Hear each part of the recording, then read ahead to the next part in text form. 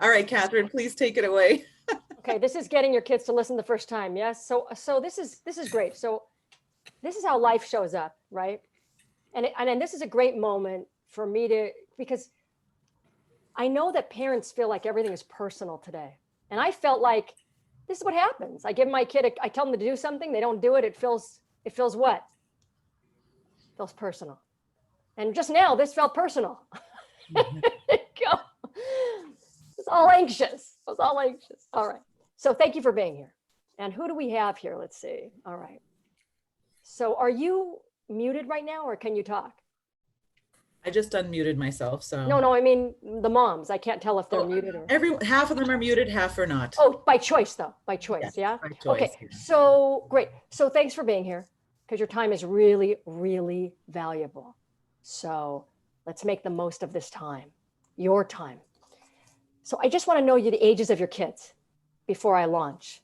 So you can put it in the chat, right? Or let's see. If you're, or just shout it out, just 15. I have a 15-year-old. 15. I got 12, 17, okay, 15. Do I have mostly teens here? Let's see. Well, Kathy has little ones there. Kathy over here, she's on Okay. mute. She has Okay, twins that's that fine. are 3. Okay, that's fine. 3-year-old twins. Okay, all right. So, and by the way, Tisha, so I could sing your praises for the next 30 minutes and then just talk for 5 on mine. What you've done is extraordinary. What you've done is amazing. I mean, what you've done makes me cry. I've seen these emails every single day about everything you're putting together and doing and the service that you're doing. And so I feel honored and privileged to be a small part of what you're doing. So I know everyone's giving you a round of applause and just really, I know you do this humbly, but really have to give you the props. So, all right. So getting your kids, yes, let's do it. Yeah. Yeah. I'm happy to give back. I want everyone to like get there, you know? So let's move ahead here. So getting your kids to do what you tell them the first time. How many of you have kids who do what you tell them the first time? Sometimes, right. Okay, now a little older sometimes. All right. Now, I don't know you, right? So all of you are new to me, except for actually, no, there's one person here I know. So I don't know the backstory, the journey you've been on, but I know that everyone has a story here. Yes? Yes. So I want to hear from you. And so when you heard this topic, getting your kids to do what you tell them the first time, what was your first thought? If anyone's comfortable, if you feel comfortable, was it, oh my gosh, I got to know how to do that? Or is anyone comfortable to say what made them want to come on this? Did you just have extra time or another parenting person? I really wanted to hear your advice. I really kind of figured it was like the gates of heaven opening and the angels were singing when I read that topic. So, all right. Okay, so let me just tell you, I didn't hear the intro, so which I don't need. The intro that you sent to me, so I just whatever it was. Okay, it was good. Good, you did that. Good, exact intro. So I fell into this out of difficulty. I'm a parent coach because I have a son about to turn 29. I have stepkids, and we have our own. And I had a rough journey, and it still can be very, very challenging. So that's why I do what I do. And the number one thing that moms tell me when I ask them, what is it that you want more than anything? They'll say, I want my kids to listen to me, and I want to stop screaming. Or repeating myself. Repeating myself. Yeah, repeating myself. Over and over and over. Over and over and over. Okay. All right. So what I'm going to do is, I want to just tell you this, the parenting issues that you're having. Now, I don't know them all, but I'm going to assume kids aren't listening, back talk, tantrums, bad attitude, not maybe doing chores for a day or two, if that at all. Mainly with teenagers, it's going to be back talk. and with little ones could be tantruming. But I want to tell you that the parenting issues that you're having are not your fault. So I'm going to say it again. The parenting issues that you're having are not your fault. They weren't my fault. They're our responsibility to take care of, but not your fault. And I'm going to tell you why. So some of you are younger than me, sure. And I don't know other your ages. I'm not here to ask your ages. But how many of you had parents how many of you had parents that you listened to? Like they could tell you to do something and you do it. Yeah. So we got it. So, okay. Were they screaming at you? Were they repeating themselves? Or generally speaking, if they told you to do something, would you do it? Generally speaking. Okay. How many of you, anybody out there had parents who, and you can put something in the chat, whatever you're comfortable, you can raise a hand, the blue hand, whatever you're comfortable doing, but that you might have, let's see. Okay. You might, so do you think, let me ask you a question, and I know it's hard to be mindful of your mute on here. Always hard, isn't it? Let's see. But if you are unmuted or you're doing dishes or you're in the bathroom, do your best to mute if you can. So most of you did what your parents told you. Okay. I did what my parents told me. So let me just tell you very quickly why we're having this problem. So we had wonderful parenting experts, starting with, how many of you have read like How to Talk So Your Kids Will Listen? Do you know this book? Okay, wonderful book, beautiful book, yeah? It's all about really about empathizing and hearing your kid, yeah? And then anybody familiar with Thomas Gordon's parent effectiveness training? PET, it's called PET. So that was really big in the 70s. Okay, great, cool. Okay, so Brooke, you're like a little bit, all right. So maybe in about the early 70s, and this isn't gonna be a textbook thing, but I wanna give you a little bit of context about why this isn't your fault, these issues that you're having. And some parents feel like they're the only one. I felt like I was the only one. It's like, wait a second, this kid is following his parents' directions, compare and despair. I always felt like everyone else is doing it better. Who got the memo? I didn't get that memo. So around the early 70s, there was Thomas Gordon wrote a book called Parent Effectiveness Training. And this stuff is wonderful because it's all about empathy. So basically the message was anything that smacked of traditional parenting, anything that kind of smacked of that, this was not good. It was harming our kids. So it kind of got more intense and more intense and more intense. And then we had these wonderful books, How to Talk So Your Kids Will Listen. It's a bestseller. Most parents have this on their shelf somewhere. And these books were about, treating your kids not like a second-class citizen. Forget because I said so and all that stuff. That's all just bad. Basically, it's the message we've gotten. You need to get down to your kids' level. How many of you have been told that? Get down to your kids' level. Talk to them at eye level. Okay, right. So we've been told get down to their level and, don't talk at them and yada, yada, yada. You get what I'm saying? Okay, great. So let me cut to, so this is the message that has been getting louder and louder and louder, starting in the 70s. And it got more intense and more intense. And then you have all these experts coming out and saying kind of the same thing. Like, what are you feeling? So we're kind of like little Dr. Phils, all of us running around, like, we're analyzing our kids because every mom will say, well, I don't know why my kid's doing this. Why are they yelling? Why are they doing that? So the message has really been that it's our job to get down underneath the behavior. If our kid's acting out, we need to go in there like with, a scalpel and pliers and get in their brain and figure out, why are you doing this? What's going on?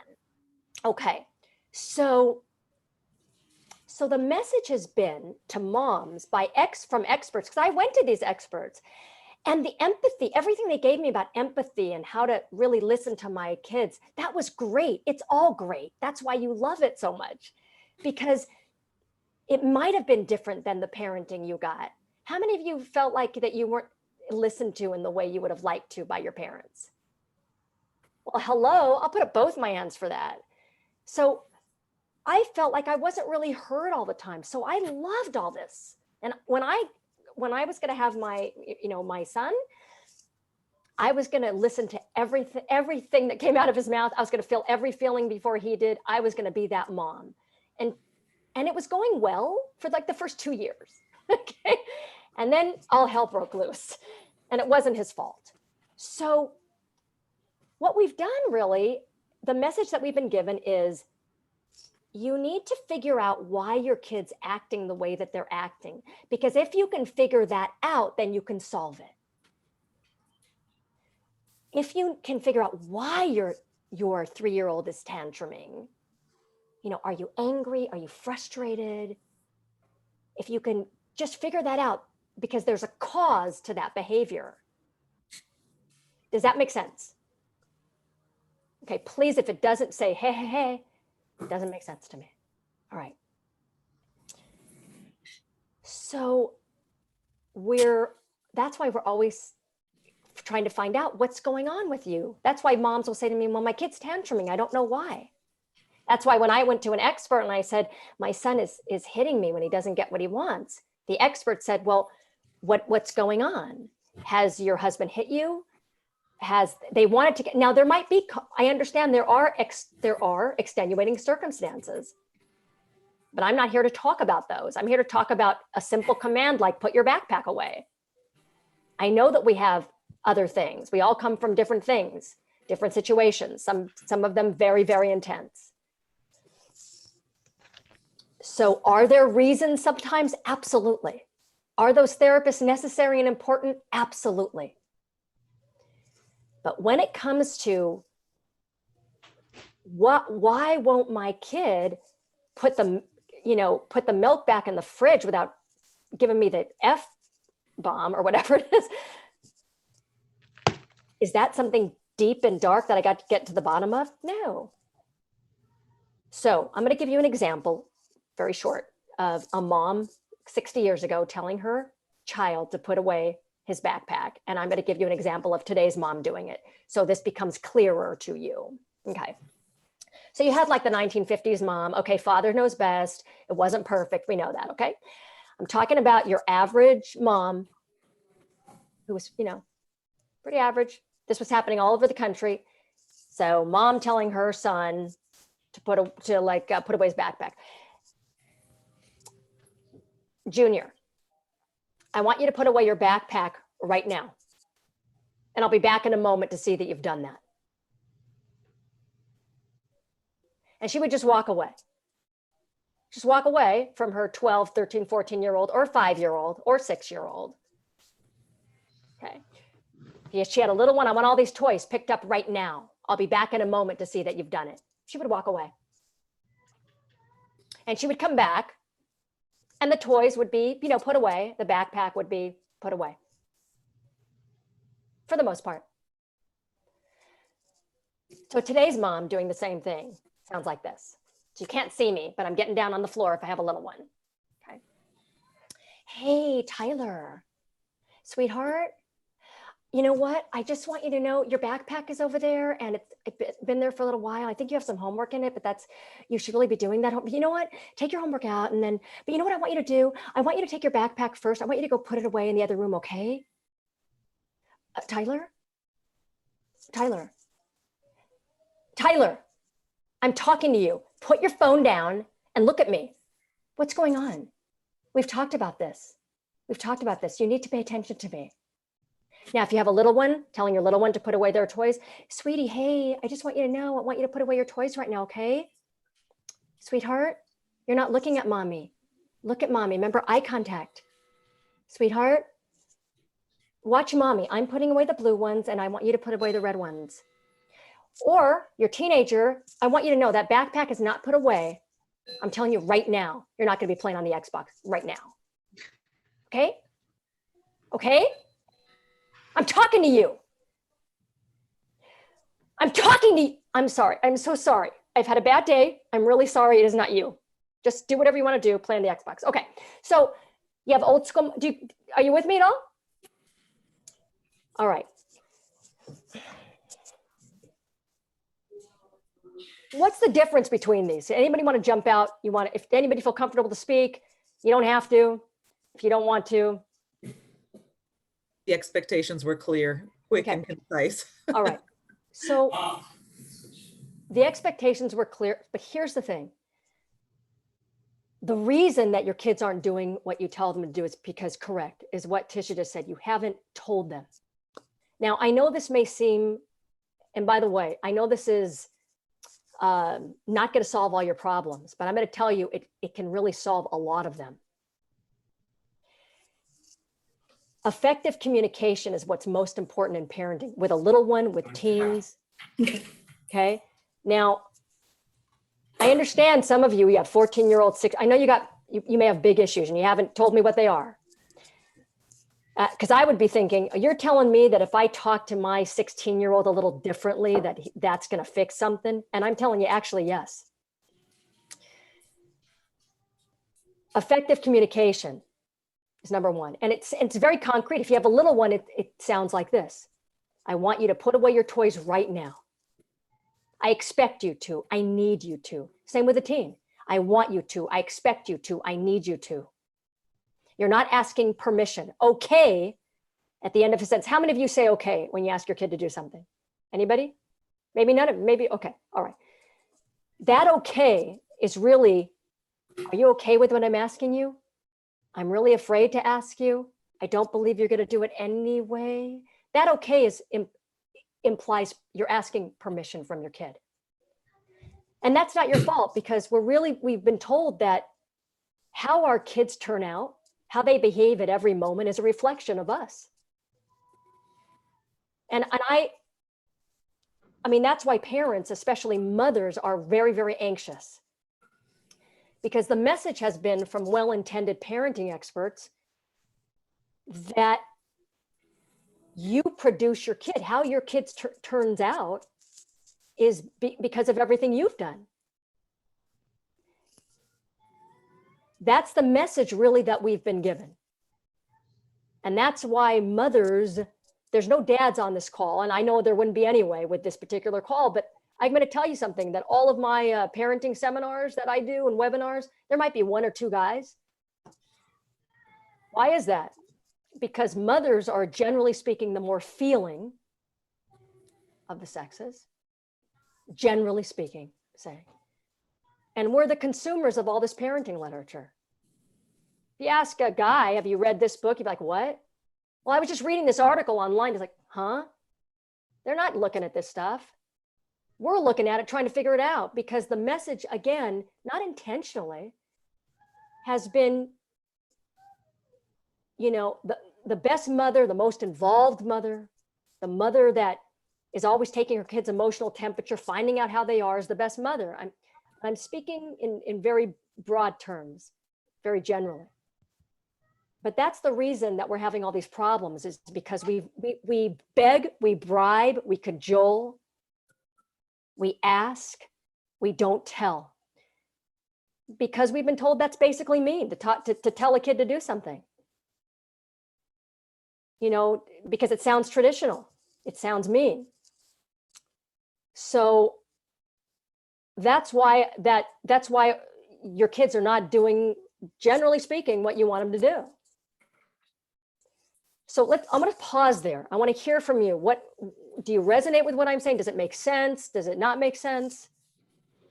It does, actually, because I know for me, when I've said, hey, you guys, like after a few days, like if they haven't done something, I'm like, guys, I need you to do this. Like I say it with a more firm voice and like with that absolute tone, they do it, instead of me going, hey, could you please do this later? Could you please do your chores? You know, trying to be nice and be the friend. And yeah, sometimes, and it doesn't always work. Anybody else want to chime in? You don't have to, but I'm checking. Anybody want to put something in the chat? So okay. So I usually work on a little feedback, but if you can raise a hand if I'm making sense, and if you don't have any questions, I can go on to the next piece. All right. So the first part is simply, when I work with parents, I say, you know what, for the first week, what I want you to do is stop saying okay. Just stop saying okay. See what that where that gets you. And say, I want you to, I expect you to, I need you to. Be very, very clear. Now your kid might turn around and go, you sound weird. What are you doing? God, I hate you guts. Because I don't know. Kids have minds of their own. So this one piece that I just said, kids have minds of their own. So this message we've been given again, that how our kids turn out is, it's really on us. Yes, we have to maximize our parenting. I'm not saying your parenting isn't an influence. Our parents are a huge influence, a massive influence. But your kids have minds of their own. Do any of you have siblings here? Anybody has? Are you different at all from your sibling? And do you ever look at them and go, what family did you come from?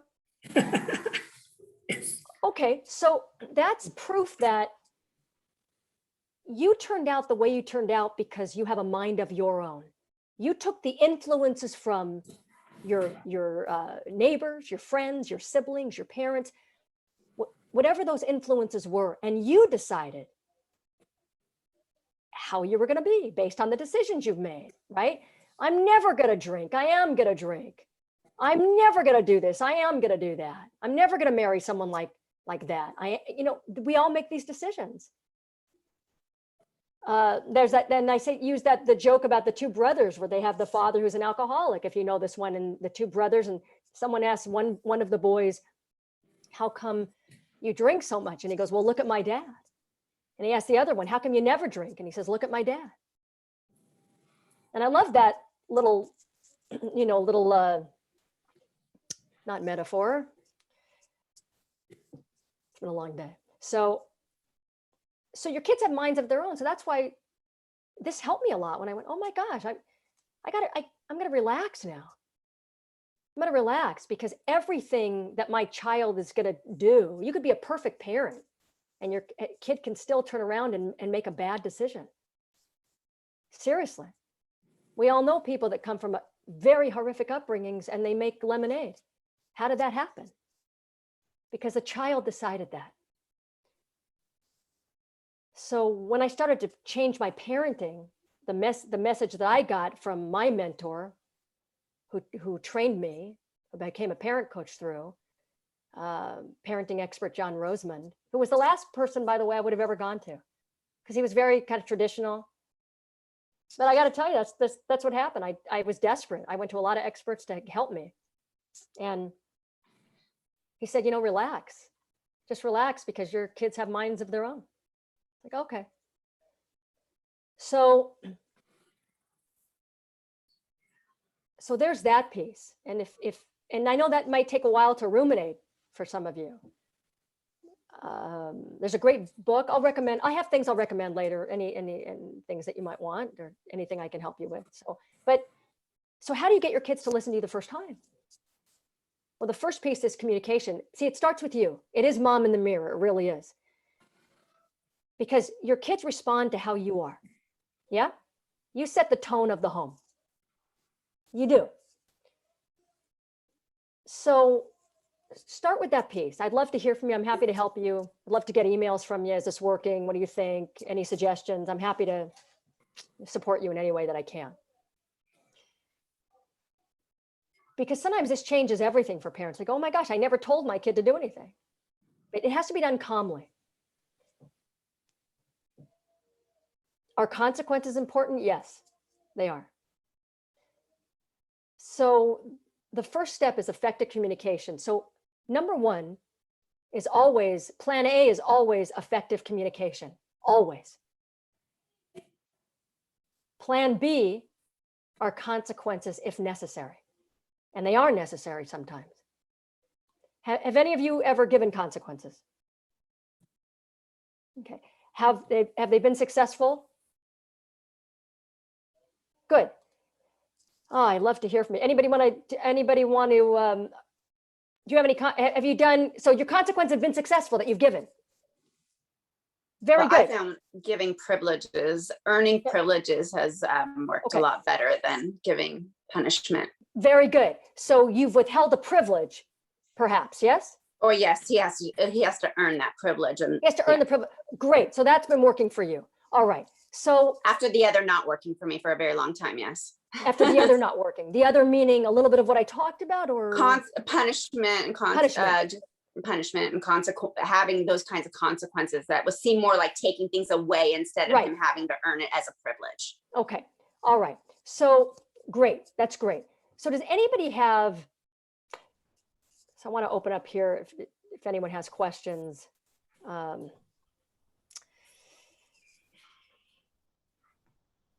I'm thinking you might have this expectation of, oh, wait a second, what do I do when my kid doesn't do what I tell them to do? It's an expectation you should have right about now, by the way. So you have your communication, right? I want you to, I expect you to, I need you to. How do you not repeat yourself? If you repeat yourself, your kids don't have a reason to listen to you. They just don't. So when we repeat ourselves, there is no reason to listen, because we're going to say it 25 times or 5 times. Put this away, put this away. Bring your bowl in from the table. I told you to bring it in from the table. It's time to turn the Xbox. I told you it's time to go to bed. Go to bed right now. I told you, how many times do I have to tell you? How many times? I told you that I'm not going to, so this goes on and on and on. And the only way to get kids to listen is, do you let, okay. I'll get back. That was for everyone. Okay, I'll get back to that. I'll respond to any questions here. So the number one is your communication. So I want to. That's what I would like for you. If this resonates with you for the next week, just one baby step to just stop saying okay, and be clear. I want you to. I expect you to. I need you to. All right. When I work with parents, I get them to the point where they're going to say things one time, but you have to practice that. You're not going to just announce to your kid, hey, I'm saying things one time. You're not going to know what you're talking about, but you have to practice it. So you become very conscious, be aware of how many times you're saying things. So I want you to put away right now. So you have to be concrete with little kids, by the way. You cannot be general. Little kids will test you to find out what you're talking about. So 3-year-olds, 4-year-olds, 5-year-olds, 6-year-olds, 7-year-olds, 8-year-olds, I'd say up to about 8, 9, you need to be very concrete. I want you to put those yellow blocks in that container right now. Very, very specific and concrete. Okay. With older kids, teenagers, obviously you don't have to talk like that. But what I suggest to parents do is they give the direction and they walk away. Why do you walk away? So I want you to take the trash out right now. Why do you walk away? Anybody want to tell me why? So you don't keep Maybe talking? so you, maybe so you don't fall into the habit of like repeating yourself. Okay, that's great. That's exactly right. That's one reason why. The other reason is that, so you don't hover, okay? So, but another reason is that old school mom, okay, who wasn't whacking her kid 24/7, but old school mom, she would walk away because she was sending the message to her kids, I know you're going to do what I'm told you to do. I'm relaxed, I'm calm. I know you're going to do what I told you to do. So I want you to go take the barrels down right now, or whatever, however you want to say it. After dinner, I want you to go take down the barrels, which is a big one with teens. Go take down the barrels. And then you just walk away. Walk away. Don't repeat yourself. So the question I'm always asked is, what do you do when your kid doesn't do what you tell them to do, right? What do you do? Okay. And if I had a penny for every time I was asked that, that's the first thing. I would be sitting on a big mountain of pennies. All right. So today's parents mostly are looking for consequences. Like, what can I do? What can I do when they don't do what I told them to do, right? And that question, like, what do I do when he doesn't do it? What do I do when she doesn't do it? That lets you know that we have zero authority over the kids, right? We are not authoritative. That's what we have lost. to be in a parental position, to be a voice of authority. We've lost that because we're trying so hard to make our kids like us. In a nutshell, that's really what's happening. We want our kids to like us. All of us do. I don't want to speak for everyone here, but usually that's really what's happening is I want my kid to like me, and I'm afraid to damage them psychologically. I'm afraid I'm going to damage their self-esteem. So we're kind of paralyzed to do anything. Does that make sense? So are you saying like I'm having a real problem with them with eating and they're like dumping their food out? And you know, I lived in France for a while and the French were very strict. It's like, oh, so that's that, you know, you're gonna act like that. Boop, they don't eat.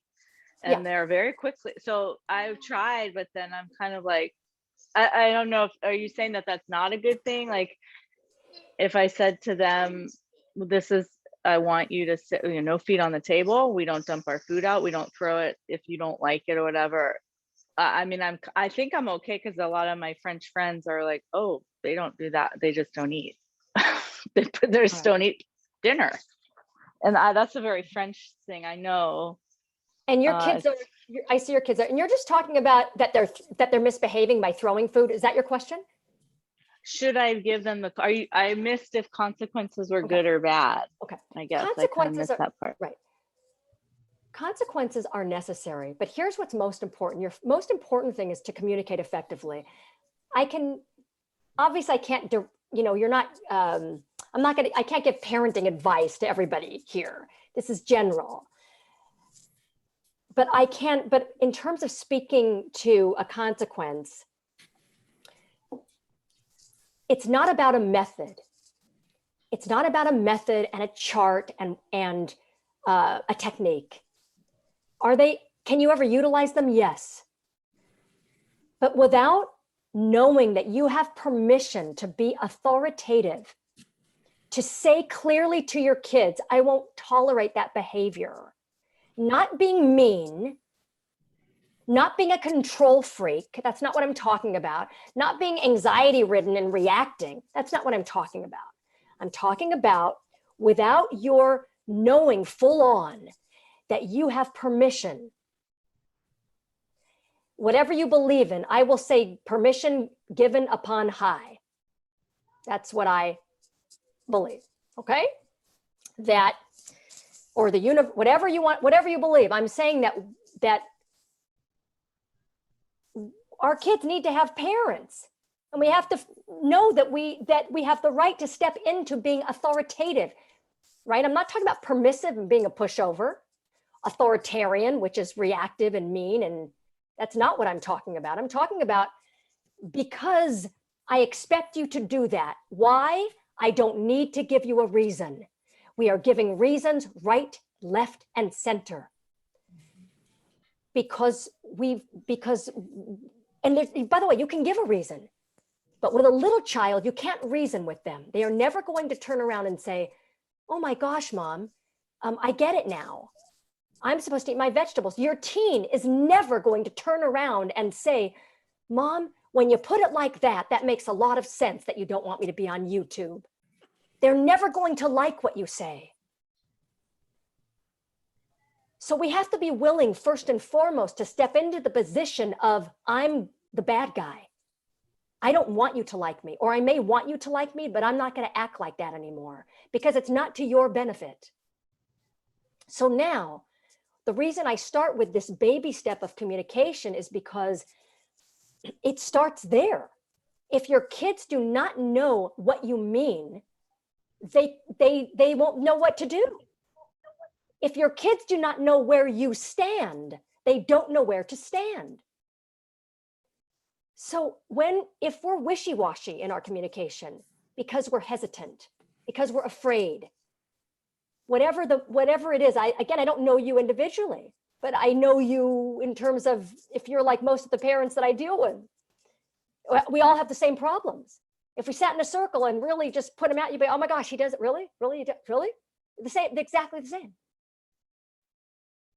So, I mean, you know, for the most part, these parenting issues are all the same.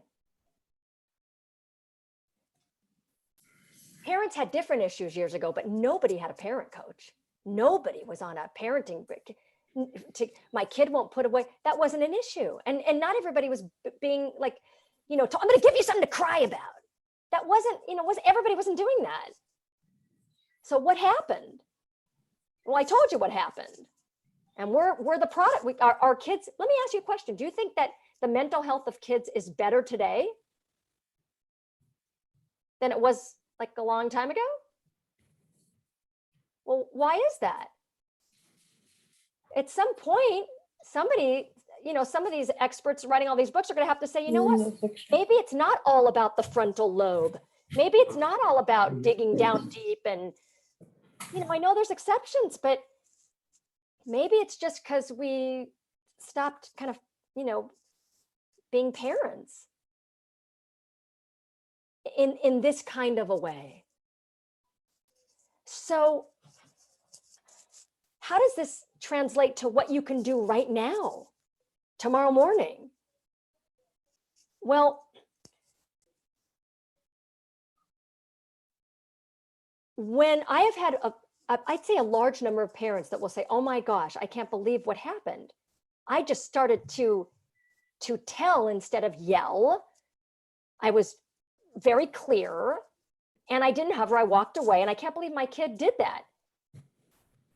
Now, is it going to happen all the time? No, it's not. A lot of these things have been baked for years in your home. I know that. But things can turn around very quickly. So how do you do that? Okay, so you start with this piece. Now, I'm going to give you an example of a consequence that's meaningful. Is that something you'd like to hear? All right. So let's say I have practice for 2 weeks with my teenager, okay, 13. By the way, none of this is applicable if you have a child 3 or under. This does not apply, all right? So if you have a child, 3 and up, this is applicable. And the reason for that is that permanent language-based memory doesn't start until about 3. So, anything younger than that, kids don't have any reference point to something you told them to do 30 seconds ago. They just don't. So,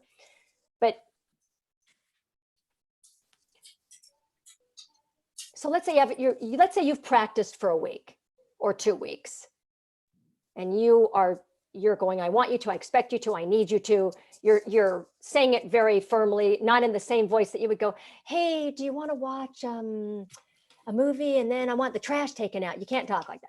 You have to actually have a sort of more of a leadership voice. It may feel odd, but you have to have a little bit of authoritative voice, or differentiate it between, hey, you know what, we're going to watch a movie. Before we do, I expect you to take the trash out.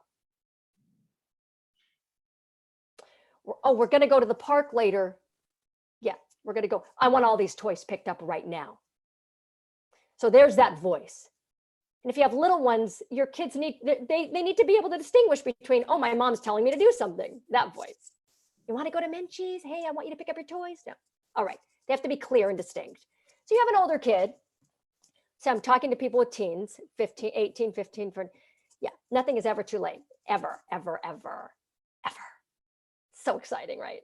So exciting. Okay. So you practice. You just practice that for the week. If your kid doesn't take the trash out, you do it. Your kid doesn't do what you tell them to do the first time, I want you to do it. Because one of the principles of what I coach, which is leadership parenting, is say it one time. Say it once.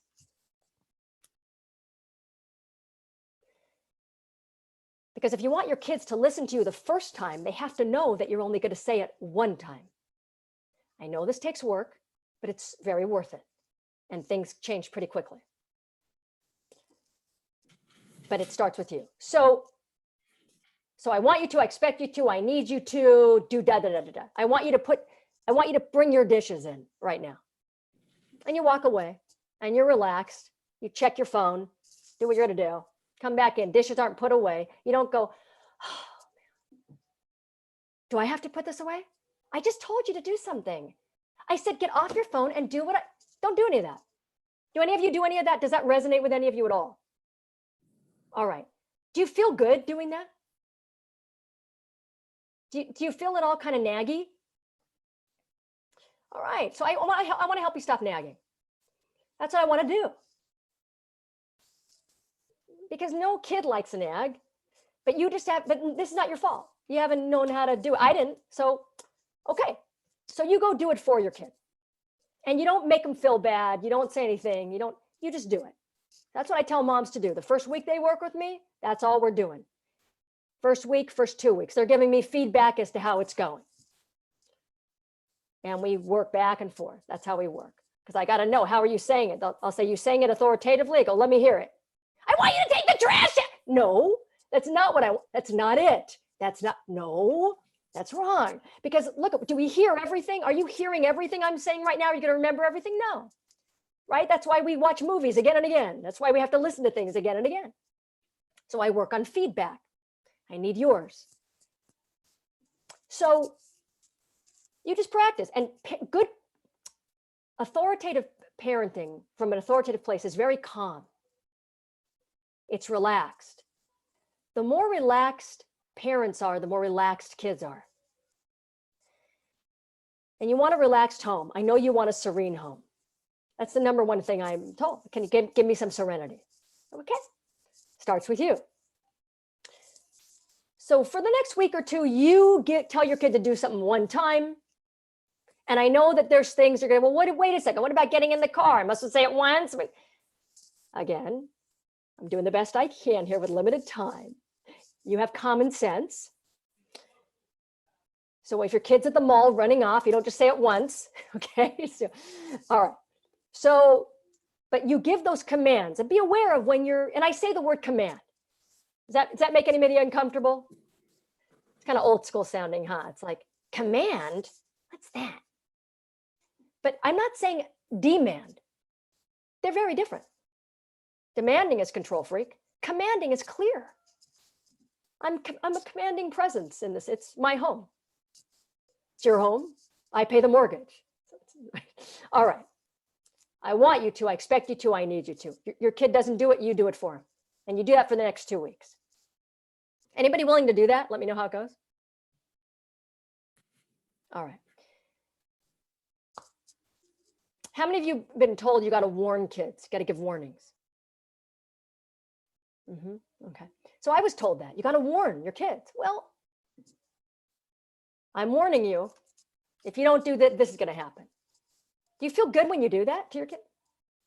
I mean, I don't know. I didn't feel good. I didn't have another way. So throw some questions here in the chat. Anybody have questions? Because we're at 8:23 right now. Let's see. So today we threaten mostly because that's the only way it gets done. If you don't do this right now, we're not going to have this. Or we yell, we threaten. That's usually what's going on. Okay. And it doesn't feel good because usually when we're threatening, it's because we just don't know what to do. We don't have anywhere to go. That's it. You either do it or then I end up going, throwing in the kitchen sink. You're not going to go here. You're never going to go to Disneyland again. I'm telling you right now, you're not going to get your license. We're not telling you to do this. I want you to know that I need some chores done. I need you to get off your phone. Your phone's in your room. You need to put on the charging station. I've told you over and over again, it needs to be there. You're not getting out of sleep. I saw you in your room. What are you doing on there? Well, it's endless. Okay. All right. I like that one. We'll get to that. Okay. So this is where I'm going to give this last piece of the puzzle. I know this takes a lot of courage to do, but you have to be in the place to do it. So when I work with parents and we're all ready to go, and this isn't rocket science, by the way, it's not rocket science. It just takes support. Some of you might get this and run with it. I did not. I needed some extra help. Some of you may need some extra help. So you do it for the next week or two.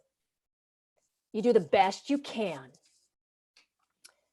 And then you say to your kid, again, I'm not giving you, this is not specific advice to you individually, right? It's general, okay? And trust your gut. Mom, in your gut, if this is the right thing for you to do. You have the answer. right?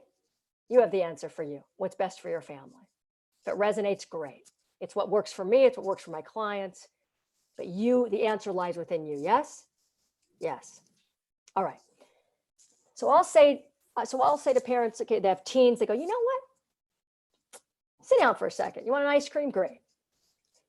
Do you like it when I nag you? What are your kids going to say? You know what? You're such a great kid. And I've been nagging. I've nagged for a long time. And I'm sorry for that.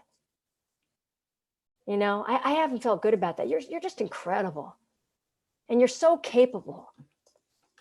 And you're so responsible. And I'm going to do my best not to nag you anymore. You know, I'm going to tell you to do things one time from now on. That's it, one time. And I expect you to do it. And again, I'm going to do my absolute best. That sounds really beautiful, doesn't it? It's like genuine, right? It's like saying to your kid, you know, I'm really sorry that I've nagged. So now your little ones aren't going to know what you're talking about. Your big ones are going to go, what's up with mom? It's like, okay, read a new book, got a new thing going on, listen to Dr. Phil. I don't know what she did, but it's crazy. Okay. So, but you practice this for 2 weeks, you're ready to go. You're not giving a warning, you're not giving a threat, you're not doing that. Because when I coach, I say, there's no threats with my coaching. Because threatening is kind of unkind. And this is all about being very, very kind and very clear. Warnings, sure. If you're, warnings can be, but not the general thing. I'm warning you, if you don't do this, no. Because as the parent, I have not just the right, but I owe it to you to expect that you're going to do what I tell you the first time, because that's how the world works.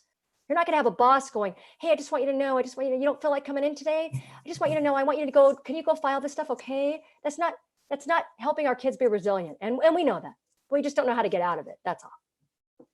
All right. We know all that. How do you want your kid to be responsible? Yes. Resilient? Yes. What are you doing at home to help him? I don't know. Okay. I don't know what to do. Because yes, I want him to go. Okay. All right. So you lay that beautiful groundwork. You've been practicing. You're very relaxed. You're very calm. You're saying things one time. You're communicating clearly, short sentences. You're not going on and on explaining yourself. Why do I need to do it? Because it's trash day. Because that's the way it is. Because we have a new president. Whatever reason you want to give. Okay. And you can give your kid a reason, but it's not to get them to we're told we have to gain cooperation from our kids. We're doing them a terrible disservice, and we're burdening them. Really? I have to gain your cooperation? It's not to their benefit, by the way. It just stresses us out because we keep trying to gain it. We get their buy-in to take the garbage out. So now you've laid the groundwork, and now you're ready to go. You've said you've practiced for 2 weeks. You've sat your kid down. You said, I expect you to do things the first time. Yeah, whatever. Okay. And then the next day, I want the barrels taken down or whatever it is. And your kid blows you off, doesn't do it. What do? Well, your kid always wants something. With teenagers, they want money, cars, cash, curfew. That's a whole different thing, but they want. You say, I unplugged my Xbox is not working. What happened? I'm really glad that you asked, Evan, because I told you to take out the garbage yesterday morning at 10 o'clock and you didn't. And that's the way it's going to be from now on. I didn't yell. I didn't scream. I didn't beg. I didn't cajole. I didn't explain myself. Did I give a warning? Well, sure. I said, I apologize for nagging, and I said, things are going to be different now. Now, I know this is not easy for a lot of parents to do because it feels mean, but it's so kind ultimately because it's so clear. And this takes practice. All right, it's 8:29. Oh my gosh, here we go. Those of you that need to go, please go. I can answer these 2 questions. If you have any more questions, please, I'm here. I always stay a little bit to answer any questions. I know I threw a lot at you. Some of you might want to throw produce at me. Some of you might want to hug me. It's all acceptable. I'm gonna go ahead. My daughter, here we go. Okay, my daughter, I have also, sometimes they give me conditions for doing what they are